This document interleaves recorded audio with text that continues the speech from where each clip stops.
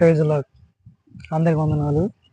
ముఖ్యంగా మన జీవితంలో ఫ్రెండ్ అనేవాడు చాలా ముఖ్యమైన భాగాన్ని పోషిస్తాడు.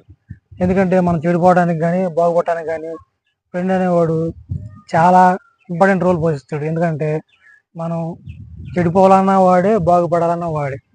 అటువంటిప్పుడు మన ఫ్రెండ్షిప్ విషయంలో చాలా జాగ్రత్తగా కేరింగ్గా ఉండాలి. ఎందుకంటే మన ఫ్రెండ్ అనేవాడు మన జీవితంలో మనల్ని చెడగొడుతున్నాడా లేకపోతే బాగు చేస్తున్నాడా అనే విషయాన్ని మనం గ్రహించుకోవాలి. అలా గ్రహించకుండా కొంతమంది ఏం చేస్తున్నారంటే, నేను వాడితో ఉంటే నేను సంతోషంగా ఉంటాను, నేను వాడు ఎటు వెళ్తే అటు వెళ్తాను, ఏం చేస్తే అది చేస్తానని గుడ్డిగా ఫ్రెండ్ని నమ్మేసి వాళ్ళ వెంబడి తిరిగేసి అడ్డమైన అలవాట్లను నేర్చుకొని దేవుడి నుంచి దూరం అయిపోతున్నారు.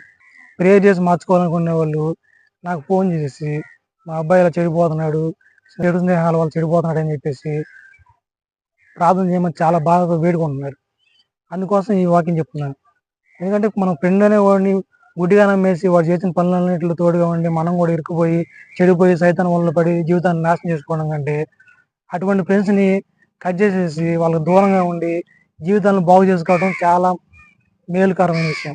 ఎందుకంటే మనం చెడగొట్టే వాళ్ళు ఏమంటే తిరిగి మనం చెడిపోతే మనకి చెడ్డ పేరు వస్తుంది, జీవితంలో నాశనం అయిపోతాము, డబ్బులు కోల్పోతాము, ఫ్యామిలీని కోల్పోతాం, మన ప్రాణాలే కోల్పోయే ప్రమాదం ఉంది. కాబట్టి చెడు సహవాసాలు మానేసేసి మనకి వేల మంది ఫ్రెండ్స్, వందల మంది ఫ్రెండ్స్ ఉన్నారు చెప్పుకోవడం కంటే ఒక మంచి ఫ్రెండ్ ఉన్నాడని చెప్పుకోవడం చాలా ఉత్తమకరమైన విషయం.